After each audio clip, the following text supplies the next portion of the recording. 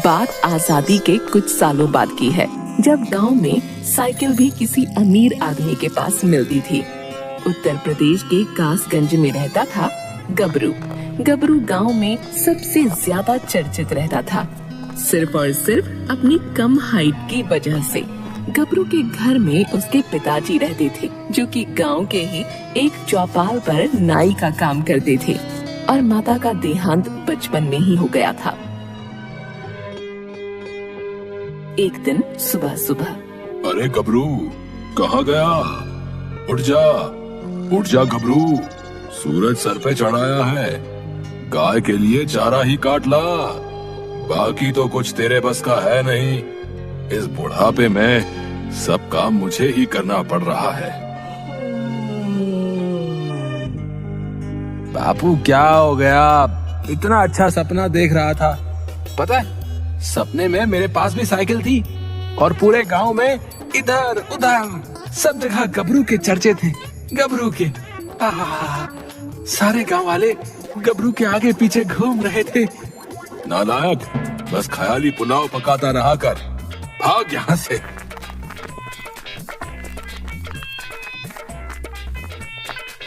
नहर के पास से घास काट कर ला। हाँ बाबू, जा रहा हूँ। मार क्यों रहे हो? जा तो रहा हूँ। गबरू मस्ती से गाना गुनगुनाते हुए हाथ में दाती पकड़े हुए नहर की तरफ जा रहा है।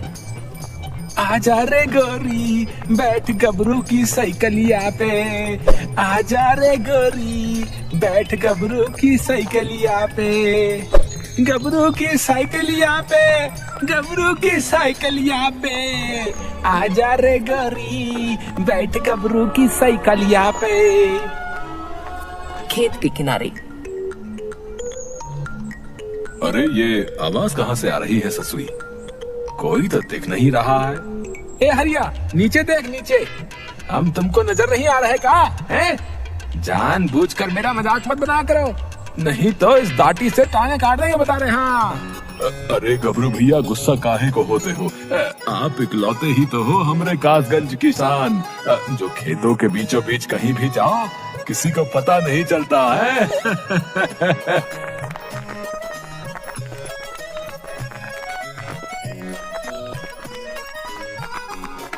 रुक जरा, तनिक रुक तो सही, बताए हम तुझे। हाँ, सब हमारा मजाक उड़ाते रहते, सबको सबक सिखाएंगे एक दिन। हाँ, ससुरा गाने का मजा ही किरकिरा कर दिए था तेरे की।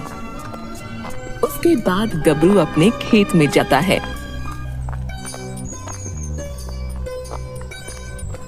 और घास काटने लगता है। घास काटने के बाद घास की गठरी सर पर उठाकर अपने घर की तरफ चलता है।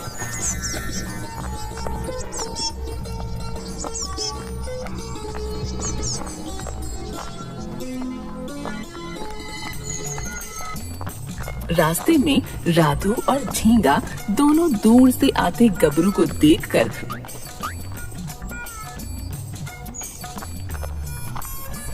अरे झींगा, देख घास की गठरी चल के आ रही है। क्या मस्त ठुमक ठुमक कर चल रहा है हमार कासगंज की शान। लेकिन ऐसा लग रहा है जैसे घास के पैर लगे हो। गबरू चलते चलते उन दोनों के आगे से निकल जाता है और घर पर पहुंचकर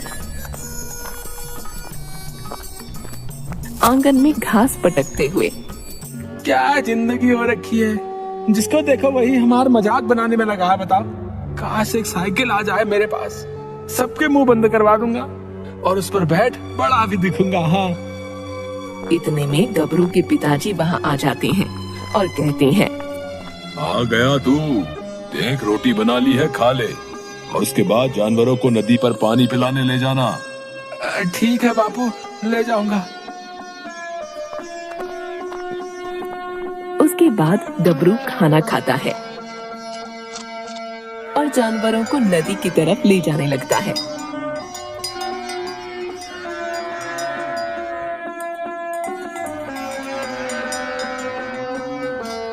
रास्ते में जमींदार का लड़का साइकिल पर गबरू के सामने, अरे गबरू, देख इसे कहते हैं साइकिल। देखिए कभी, बापू ने शहर से मंगवाई है।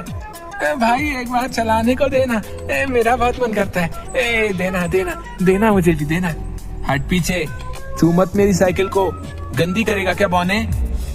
बौना किसे बोल रहा है? बौना किसे बोल रहा है? गुस्से में साइकिल को लात मारते हुए और जमींदार का लड़का साइकिल लेकर वहां से चला जाता है।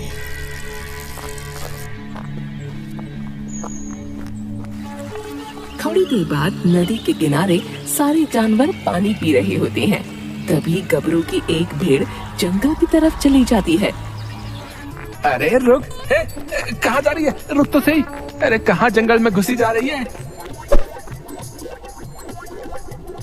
गबरू अपनी भेड़ को ढूंढते ढूंढते जंगल में चला जाता है।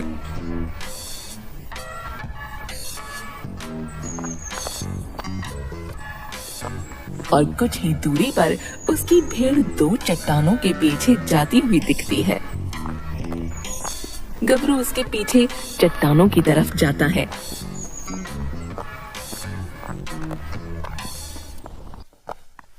और वहाँ पर उसे एक बहुत पुराना ट्रैक्टर दिखता है। अरे बाप रे, ये क्या है? और यहाँ कैसे? ये किसका होगा? अरे जो भी हो, चीज कमाल की है। ये तो है मोटर गाड़ी, अंग्रेजों के जमाने की। अब से ये मेरी है, इसको एकदम चमका कर चलाऊंगा। ऊपर वाले, कमाल हो गया। गबरू उस पुराने ट्रैक्टर को अच्छे से साफ करता है।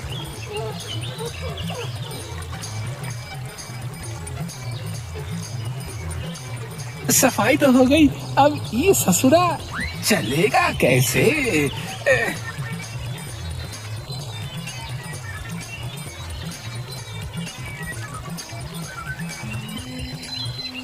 अरे बहुत थक गया, अब इसे कल को देखूंगा कि कैसे चलेगा।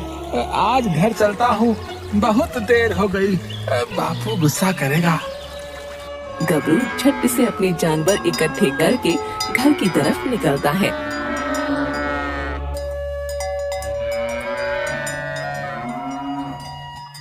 रास्ते में उसे राधू और झींगा दिखते हैं। अरे दोनों हमेशा समय बर्बाद करते रहते हो, कोई काम धंधा कर लिया करो, निकम्मे कहीं के। अरे झींगा, इसे क्या हुआ आज? इससे पहले कभी इसकी जुबान इतनी नहीं चली। फुसफुसा क्या रहे हो रे? हैं? कुछ दिनों में बताता हूँ गबरू चीज क्या है। हाँ, समझे?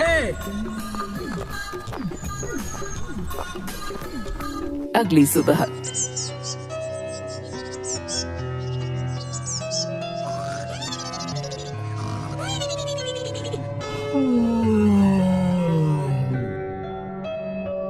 गबरू सुबह सुबह उठकर बापू, मैं जानवरों को पानी पिला कर लाता हूँ। इतनी सुबह सुबह क्यों रे?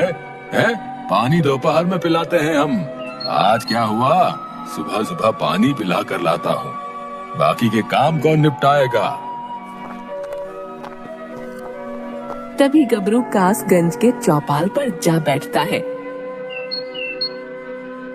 और थोड़ी देर में कुछ बच्चे भागते हुए जा रहे हैं।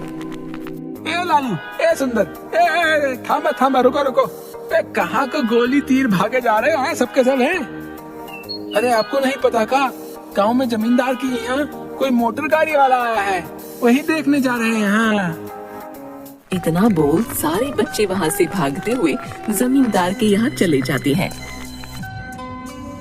बेचारा गबरू भी न चाहते हुए चोरी छुपे जमींदार के घर के बाहर लगी भीड़ को देखता है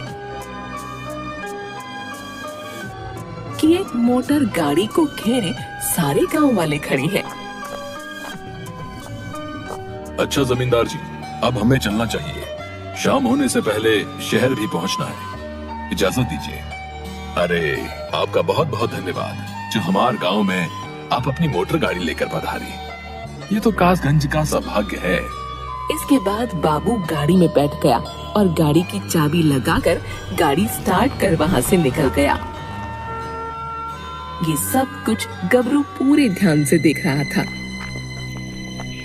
गबरू वहाँ से भागता हुआ जंगल जा पहुँचा। जहाँ पर ट्रैक्टर खड़ा था। अब देखता हूँ ये कैसे नहीं चलता। हाँ, गबरू ने ट्रैक्टर पर बैठ उसमें लगी हुई चाबी घुमाई और ट्रैक्टर स्टार्ट हो गया। अरे वाह, ये तो आवाज कर रहा है। अब इसको चलाता हूँ।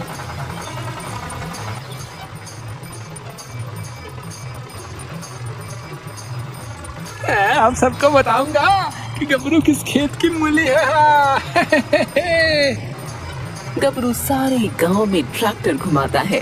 सभी गांव वाले ट्रैक्टर को देख दंग रह जाते हैं। तभी जमींदार का लड़का वहां आता है। अरे ये ट्रैक्टर गबरू के पास कहाँ से आया? हाँ, ट्रैक्टर कहते हैं ये को। हाँ, तुम्हारे पास कहाँ से आया ये? वो पहाड़ी वाले बाबा हमको वरदान दिए हैं, उनके आशीर्वाद से हमें ये ट्रैक्टर मिला। हाँ, अच्छा, वो तो सही है, पर हम लोगों को भी ऊपर बैठा लो। हाँ, क्यों नहीं, आओ सब लोग आ जाओ। सब लोग गबरू के ट्रैक्टर पर बैठकर पूरा कासगंज घूमते हैं। गबरू कभी ट्रैक्टर को नदी में उतार देता, तो कभी गन्ने के खेतों में। गबरू का ट्रैक्टर देखने में बहुत आलीशान और सुंदर ट्रैक्टर था। कई घंटों तक ट्रैक्टर चलने के बावजूद उस ट्रैक्टर का डीजल खत्म ही नहीं हो रहा था। उसके बाद गबरू अपने खेत उसी ट्रैक्टर से जोतने लगा और कासगंज के अधिकतर खेतों की जुताई गबरू ही करने लगा।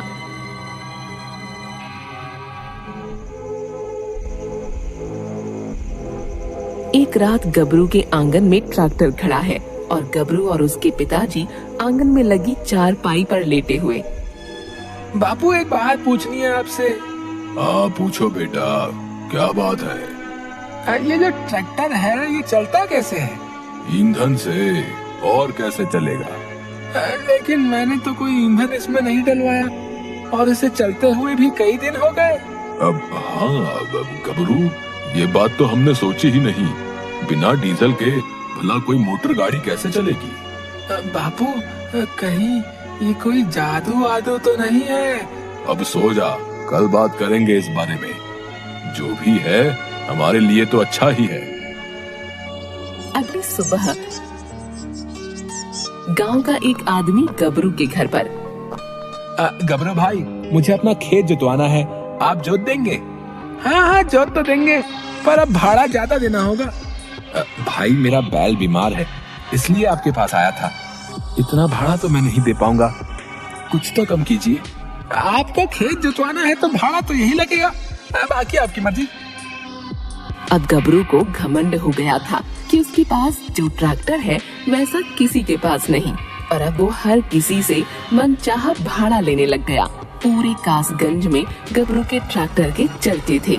एक दिन गबरू खेत जोत रहा था, तभी अचानक ट्रैक्टर बहुत तेज खेत में गोल गोल घूमने लगा। अरे ये क्या हो रहा? ये ट्रैक्टर नियंत्रित क्यों नहीं हो रहा भाई? बचाओ कोई। अरे बापू। मैं एक जादुई ट्रैक्टर हूँ जो तुम्हारी ईमानदारी के कारण तुम्हारे पास आया था, लेकिन तुम घमंडी हो गए, लालची बन गए। अब मैं तुम्हारे पास से जा रहा हूँ और तुम पहले जैसे ही साधारण गबरू बनकर रहो। सबके ताने और बातें सुनो। नहीं, आप ऐसा मत कीजिए, हमसे बहुत बड़ी गलती हो गई है। जो हम लालच में आ गए बता रहे हैं, आप हमें छोड़कर कहीं मत जाइए। हम आपसे वादा करते हैं कि आज के बाद ईमानदारी से और बिना किसी लालच के सबकी मदद करूंगा, मैं बता रहा हूँ। ठीक है, मैं तुम्हें एक मौका और देता हूँ। और इस तरह वो ट्रैक्टर रुक जाता है। गबरू को अपने किए पर बहुत पछतावा था और उसके बाद गबरू पूरे कासगंज में सबकी जमीन की जुताई फ्री में करने लगा और सब गबरू की तारीफ करने लगे।